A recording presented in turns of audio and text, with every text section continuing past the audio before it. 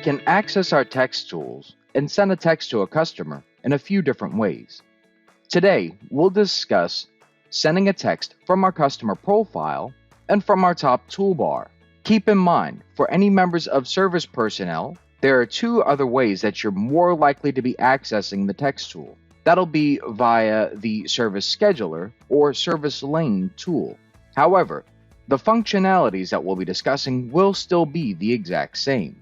We'll start today by accessing the text tool from a customer profile. And of course, for this, we'll need to get into a customer profile. And you can get into your customer profile in whichever way that you see fit. So if you want to find them using your quick search, you can feel free to do so. Or by using your prospects or organizer, or even your dashboard. But today, we're going to get into our customer profile from our desk log. We'll use Barry here as our example.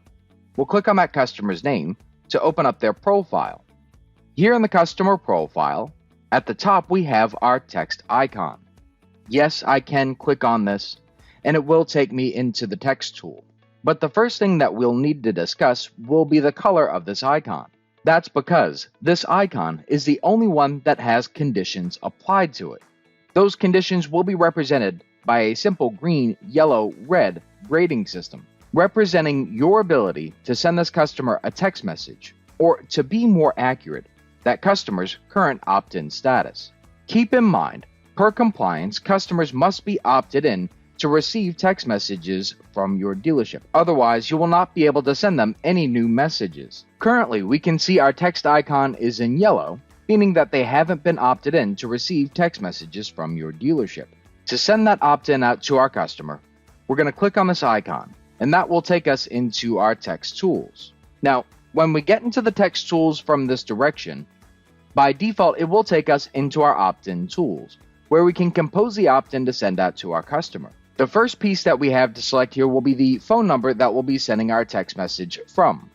Now, for the majority of folks, you will only have one number, and that may be a number assigned directly to you. It might be a number for your department. You'll need to get with a member of your management team to know what you can expect.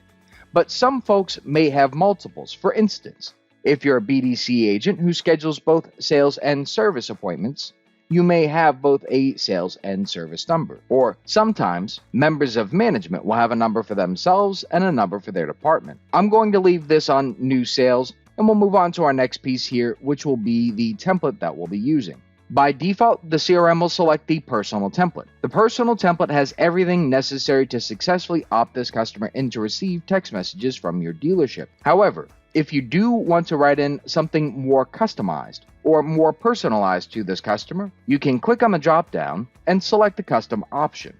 This will allow you to manually type in the message that you'll want to send to your customer. Keep in mind, if you are using the custom option, your customer must know that they are opting in to receive text messages from your dealership. If that's not clear, your opt-in doesn't work.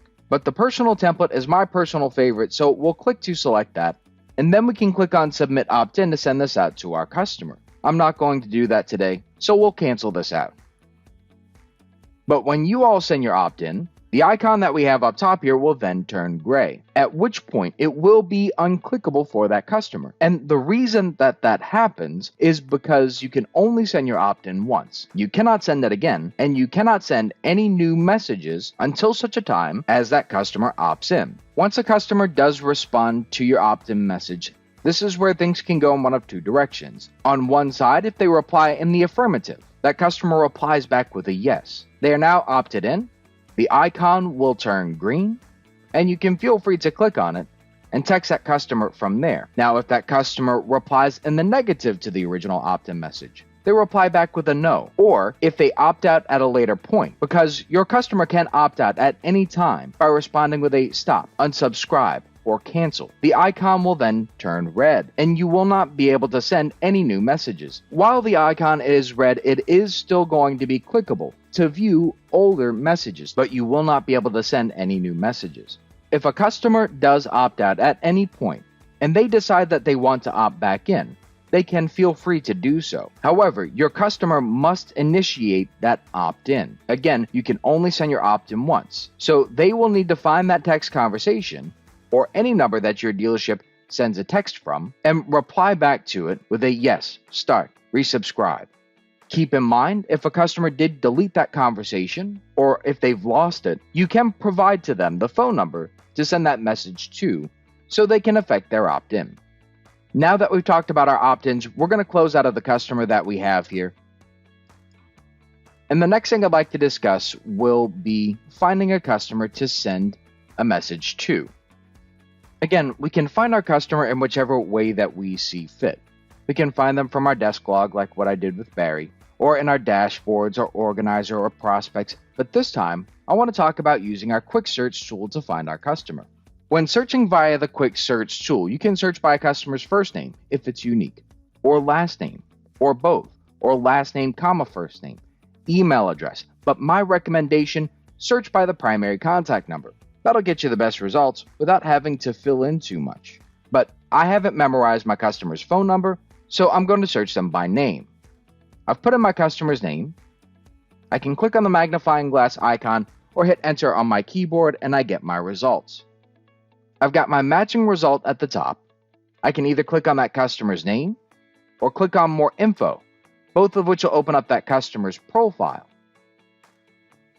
At the top, we have our text icon. You'll notice it is currently highlighted in green, meaning that this customer's opted in to receive text messages from our dealership.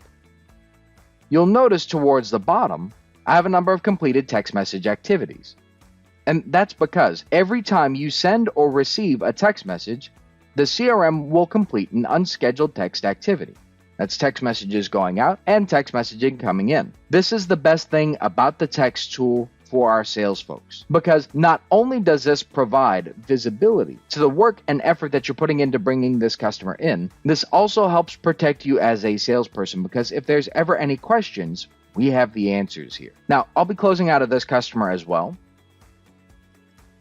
And the next thing I'd like to talk about will be our text tool from our top toolbar. Typically, you'll see the icon in gray like what we see here.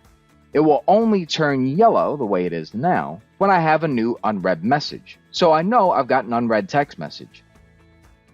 I can click on that text message icon to take us into our text tool. When I get into the text tool from this direction, by default it takes me into my messages section. This is where you will view all active text conversations that you're currently a part of that you haven't removed from this section. We'll talk about how to remove text messages from here in another lesson.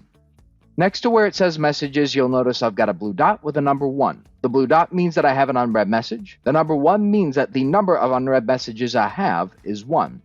Above where it says messages, I've got a 3- icon. This will minimize that navigation section, showing us more of our actual messages section. At the top of messages, you'll notice here I've got search messages, allowing me to search for a particular conversation. But I don't have to do a lot of searching. I can already see the message that I want.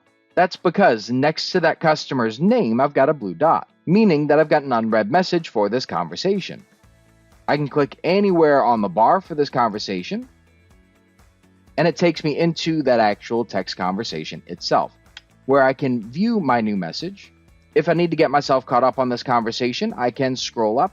This goes all the way as far back as the original opt-in message, and it always has the same succession. This will be one of the best places to get caught up on this conversation if necessary.